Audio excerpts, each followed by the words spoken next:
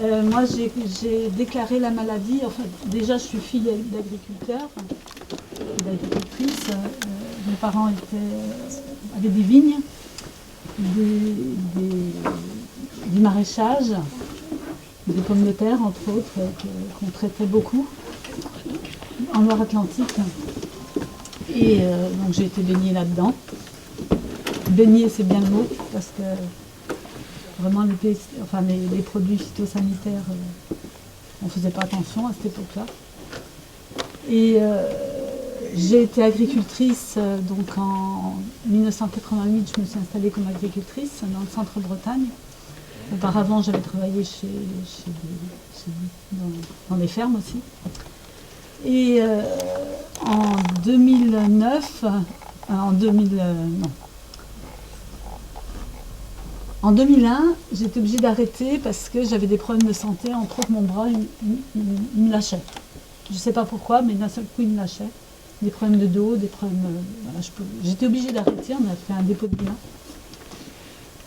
Une reconversion.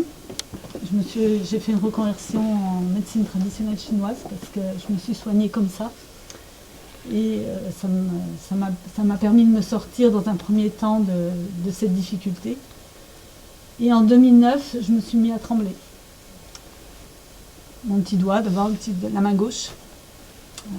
Voilà. Je me suis décidée à aller voir un neurologue qui m'a dit Madame, vous avez la maladie de Parkinson. Et là, c'est difficile parce que tous ceux qui sont passés par là savent ce que c'est de recevoir une nouvelle comme ça. Et je me dis comment je vais faire. Je suis acupunctrice, en sachant que pendant mon parcours d'agricultrice, on avait fait une reconversion en bio, et en toute confiance, on a utilisé de la roténone, qui était autorisée en agriculture biologique, et j'ai découvert par la suite que la roténone était un produit qui favorisait les maladies de Parkinson. Donc je pense que je ne sais même pas si c'est encore autorisé ou pas, je ne sais pas. Donc 2009, je commence à trembler, on me dit, non, c'est pas tout, je me trompe dans les dates. 2009, je commence à trembler et je mets 2 ans à aller voir un neurologue, en 2011. Et en 2011, elle me dit, Madame, vous avez la maladie de Parkinson. Et là, bon, voilà. Elle me propose un traitement, je dis, je peux pas. Je pouvais pas, j'arrivais pas à accepter déjà cette situation-là. Et je lui dis, écoutez, je vais essayer de me soigner autrement, puisque j'avais des ressources quand même à ma disposition, de par ma formation, de par le milieu dans lequel je me trouvais. Et puis, donc j'ai travaillé en acupuncture, en naturopathie, en ostéopathie, ce que je fais toujours d'ailleurs.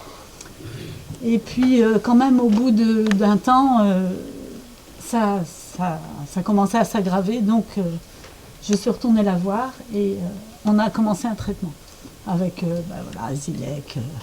Il y en a que j'ai pas du tout supporté, vraiment qui me faisaient tomber dans les pommes. Et ça a quand même amélioré les choses, donc j'ai continué comme ça et j'ai essayé de faire un travail à l'intérieur de moi en me disant, j'accepte, j'ai pas le choix. J'accepte que j'ai cette maladie, mais je ne suis pas cette maladie. Je suis autre chose, je suis Gisèle avec tout ce que je suis, avec ma personnalité, mon être, mon envie de combat aussi. Et mais ça m'a aidée en fait. Ça m'a aidée à me dissocier de cette maladie, même si ça rattrape, régulièrement on est rattrapé par le handicap, parce que c'est très handicapant. J'avais 48 ans quand ça a démarré. Alors j'ai continué à travailler, j'aime la vie. J'aime la vie, j'aime faire des choses et aujourd'hui, j'arrive plus toujours à faire ce que j'ai envie de faire. Mais voilà.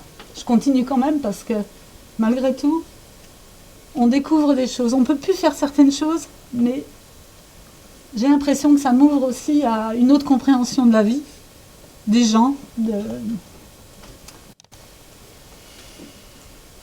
envie de combattre aussi tous ces marchands de mort là. Et je remercie tous les gens qui sont là. Je remercie beaucoup l'association parce que c'est quand est-ce que je les ai contactés par une amie qui a trouvé un tract lors d'une manifestation et qui m'a ramené ça, me dit tiens Gisèle, peut-être que ça pourrait te concerner. Et effectivement, j'ai appelé Michel et on est parti. Et puis c'est toujours pas reconnu hein, parce que voilà, il faut quand même prouver que ce sont les pesticides qui nous rendent malades. Ce qui est quand même terrible. Je trouve que c'est absolument anormal que ce soit les victimes qui soient obligées de prouver qu'ils ont été empoisonnés. C'est le monde à l'envers, quoi. Donc merci beaucoup, merci à Michel qui a passé beaucoup de temps, merci à tous les membres de l'association hein, et puis vous tous. Nous sommes des belles personnes et nous méritons